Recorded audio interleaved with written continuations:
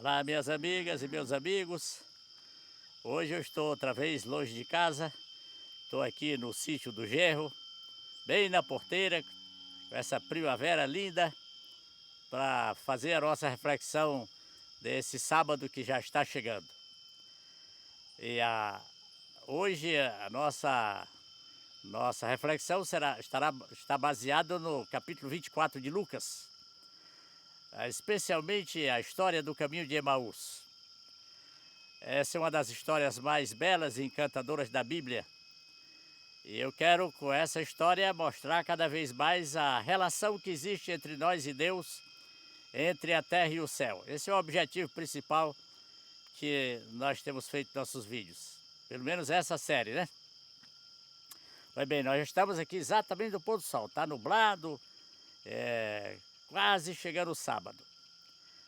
Essa história começa por volta das 4 horas da tarde, eu imagino, porque uma pessoa viajando, andando a pé, em ritmo de viagem, faz aí entre 5 e 6 quilômetros por hora. Como Jesus e os discípulos chegaram em Emaús já o sol se pondo, anoitecendo, então a ideia que dá é que eles começaram aí às 4 horas. Os dois estão saindo de Jerusalém, voltando para casa, decepcionados, muito tristes, e vão conversando exatamente sobre o assunto. E aí Jesus aparece do lado deles, sem se dar a conhecer, e faz 2 perguntas a eles. A primeira: o que é que vocês tanto conversam enquanto estão caminhando? E eles param admirados e entristecidos. Admirado porque quem não sabia o que estava acontecendo. Aí um deles faz a pergunta assim: por acaso tu é o único estrangeiro ou peregrino que está em Jerusalém e não sabe as coisas que têm acontecido nos últimos dias? Aí Jesus faz a segunda pergunta: que coisas? Aí eles começam a explicar. Ora, Jesus, o Nazareno, varão poderoso em palavras, poderoso em obras, aprovado por Deus e pelo povo. No entanto, os nossos líderes o entregaram às autoridades para ser julgado e condenado. E esse já é o 3º dia que essas coisas aconteceram. E como eles já tinham tido um encontro com aquelas mulheres que tinham ido ao sepulcro, Madalena e Maria, mãe de Tiago, uma outra Maria, que Lucas não dá o nome, eles disseram assim: é verdade que algumas das mulheres que andavam conosco disseram ter tido uma visão de anjos. Olha como estava confusa a cabeça deles. Tudo era incerto. Disseram ter tido uma visão de anjos, dizendo que ele ressuscitou. Aí Jesus então interrompe e diz assim: honestos e tardos de coração, para entender tudo o que está escrito a respeito de Cristo. Por acaso não era necessário que o Cristo padecesse, fosse morto e depois entrasse na sua glória? E aí Jesus começa explicando as profecias para eles a partir de Moisés. E se foi a partir de Moisés, claro que foi, Jesus deve ter começado com Gênesis capítulo 3, o verso 15, que é aquela reunião quando Deus diz assim: porém inimizade entre ti e a mulher, entre a tua descendência e o descendente dela. A tua descendência vai ferir o calcanhar do filho da mulher, mas o filho dela vai esmagar a tua cabeça. Bom, também imagino que, seguindo uma ordem, porque eu vou fazer um resumo aqui de algumas profecias, mas imagino que em 2 horas Jesus contou todas as profecias com a didática mais perfeita que se possa imaginar. Então imagino que Jesus logo falou também a profecia de Êxodo 12, verso 46, que é quando ele ordena a Páscoa e dá a instrução a respeito do cordeiro, que deveria ser comido, tudo que dava para comer, mas que não fosse quebrado nenhum osso. Exatamente o que aconteceu quando foram quebrar as pernas de Jesus, ele já tinha morrido. Para se cumprir a profecia, os ossos de Jesus não foram quebrados. Outra profecia que eu imagino que Jesus apresentou foi a de Números, capítulo 21, verso 9, que é aquele episódio ali da serpente no deserto, mordendo o povo morrendo por causa da sua rebeldia. Aí nós temos a confirmação no Evangelho de João, capítulo 3, o verso 14 e o verso 15, que diz assim: assim como Moisés levantou a serpente no deserto, importa que o Filho do Homem seja levantado para que todo aquele que nele crê não pereça, mas tenha vida eterna. Olha que maravilha, que mensagem linda saber essa profecia. Para nós é muito importante. Bom, eu posso pensar, sem dúvida, que seguindo a ordem do tempo, Jesus passou para os salmos. Vários salmos, especialmente os salmos de Davi, são verdadeiras profecias a respeito do Messias. O Salmo 22, para mim, é o mais importante. Quando começa, por exemplo, eu vou citar aqui o verso 18 do Salmo 22, que diz assim: repartiram as minhas vestes e lançaram sorte sobre a minha túnica. Os soldados repartiram ali em pedaços, entre eles a veste maior de Jesus, mas quando foram repartir a túnica, perceberam que era uma peça valiosa, sem costura, uma única peça. Então eles resolveram lançar sorte, porque era muito, não compensava repartir, exatamente como estava profetizado no verso 18. E o verso 7 do mesmo salmo fala também aquele detalhe que as pessoas passavam diante de Jesus na cruz, meneavam a cabeça e zombavam dele. Agora, o mais importante é do verso 1. É o momento crucial, é quando Jesus diz assim: eu tenho sede. Aí o soldado pega uma esponja e coloca ali numa mistura de fel, de vinagre e outras coisas mais, coloca numa vara e põe para Jesus sorver. Aquela esponja, aquela mistura tinha dois objetivos. Um objetivo, diz os historiadores, que aquilo era tão ruim, tão amargo, que quando a pessoa sorvia aquilo, aliviava um pouco a dor. Portanto, Jesus não sorveu aquilo porque a sua dor não poderia ser aliviada. E o outro objetivo era humilhar o condenado, porque aquela esponja, dizem também que era uma espécie de papel higiênico usado nos banheiros públicos de Roma. Bom, aí nós podemos linkar essa profecia, essas três profecias, especialmente essa última, do verso 1 do Salmo 22, com o Salmo 69, verso 21, que diz assim: como alimento me deram fel, e como água me deram vinagre, está escrito. Bom, para resumir, nós vamos passar agora para o profeta Isaías, lembrando que Davi viveu aí por volta de 1000 anos antes de Cristo, Moisés 1500 anos, Isaías e Miqueias, que eu vou citar também, são contemporâneos aí do século 8 antes de Cristo, por volta de 750 anos mais ou menos antes, né? Então, quero citar a profecia do capítulo 9 de Isaías, o verso 1 e o verso 2, que diz assim: mas para a terra que está aflita, o verso 1, não continuará a obscuridade. Deus nos primeiros tempos tornou desprezível a terra de Zebulon e a terra de Naftali. Na verdade foi toda a terra, tudo estava abandonado praticamente nas trevas, né? Aí diz: mas nos últimos Deus tornou glorioso o caminho do mar, da além do Jordão, Galiléia dos gentios ou Galiléia das nações. Tem versão que muda, né? Por quê? Depois eu quero explicar isso no outro vídeo, agora não.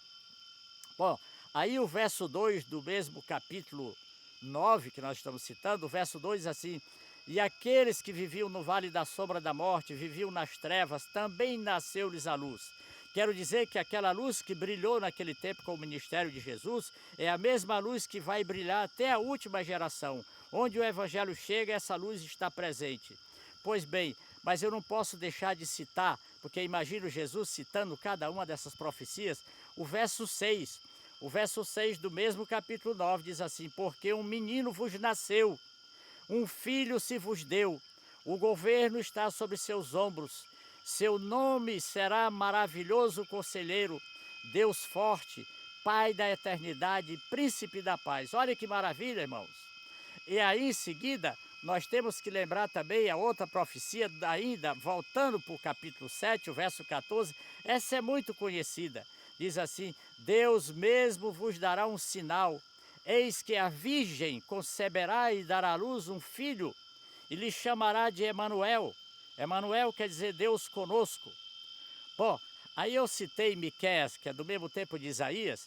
Miqueias é outra profecia muito conhecida, que é Miqueias capítulo 5, verso 2, que ele diz assim: e tu, Belém Efrata, pequena demais para figurar entre os milhares de Judá, de ti me sairá o que há de reinar em Israel, cuja origem é desde os tempos eternos, desde os dias da eternidade. Olha que maravilha, que coisa fantástica. Mas eu acho que eu encerro aqui. agora para o capítulo 53 de Isaías. Enquanto Isaías, o livro todo é o livro mais cristocêntrico, é uma miniatura da Bíblia, o capítulo 53 é o capítulo mais cristocêntrico. Mas vou citar apenas a profecia do verso 9, que diz assim: designaram-lhe a sepultura com os perversos, mas com o rico esteve na morte. Olha a maravilha! Por que designaram-lhe a sepultura com os perversos? Porque os condenados, os que morriam na cruz, eles não tinham direito a sepultamento, eles eram jogados no lixão da cidade, aquele lugar chamado Guiena, era um vale, ainda hoje existe, claro, né?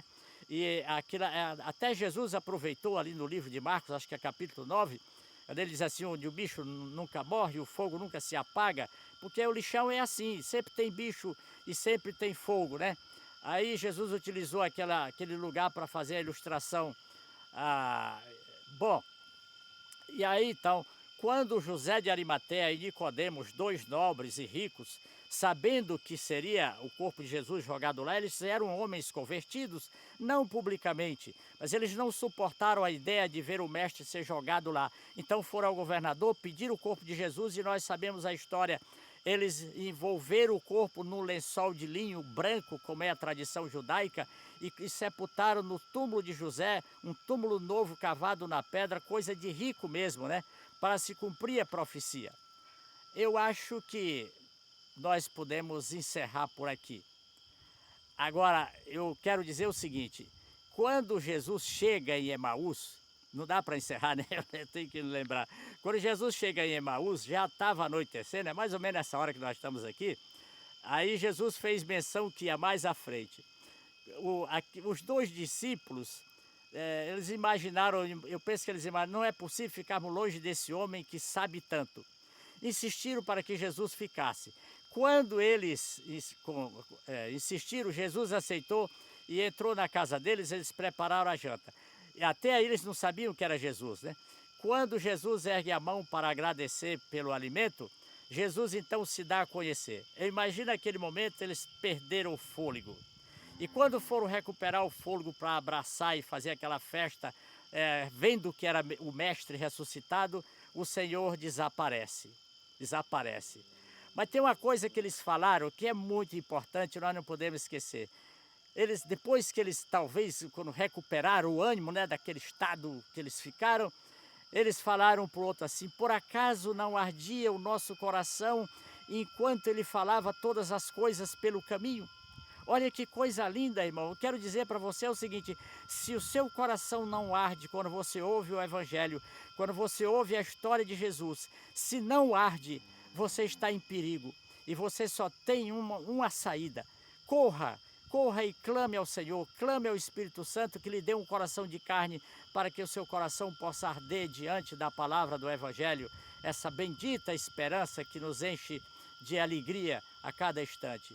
Pois bem, Jesus desaparece, eu tenho a impressão que eles nem comeram mais nada, ficaram tão empolgados, resolveram voltar à noite mesmo para Jerusalém, encontrar com os 11 que tinham ficado lá, aqueles 11 do primeiro escalão, né? Eles chegam, entram, encontram eles lá no cenáculo, aquela sala fechada, abriram a porta, eles entraram, enquanto eles estão ali, confirmando que realmente Jesus tinha ressuscitado ali para os outros, Jesus aparece no meio deles sem abrir a porta. E eles ficaram apavorados, achando que estavam diante de um espírito, de um fantasma, coisa assim, né? Porque eles acreditavam nisso. Imagina a escuridão que vivia o povo de Israel, né? As trevas, da ignorância do conhecimento da palavra de Deus, que eles tinham perdido quase tudo. Por isso diz, terra que vivia nas trevas, né? Bom, aí Jesus os sauda com a paz e diz assim: eu não sou um espírito. Veja, e ele diz: espírito não come, espírito não bebe. Aí ele mostrou as feridas, eles tocaram e viram que realmente... E ainda para convencê-los, Jesus diz: vocês têm alguma coisa aqui para comer? Provavelmente da sobra da janta tinha um pedaço de peixe assado. E eles então ofereceram para Jesus e Jesus comeu na presença deles aquele pedaço de peixe assado. Olha, qual é o objetivo principal da nossa mensagem, da mensagem de Deus, da nossa reflexão? É mostrar exatamente, enfatizar em nós essa relação que existe entre o homem e Deus, essa relação que existe entre o céu e a terra. Como eu disse no outro vídeo, a terra é uma extensão do céu e nós somos parte da família de Deus, somos parte de Deus, nós somos feitos à semelhança de Deus. É interessante que meditemos nisso constantemente para sairmos do atoleiro do pecado, para sairmos dessa mediocridade que vivemos muitas vezes, né? Portanto, irmãos, que Deus nos abençoe, que possamos ter uma noite de sexta-feira maravilhosa, um despertar feliz, amanhã um sábado muito feliz para todos. Que Deus nos abençoe, abençoe nossas famílias e vamos, porque o justo viverá pela fé. Para frente, para o alto e até o próximo vídeo na próxima sexta-feira. Um abraço para todos.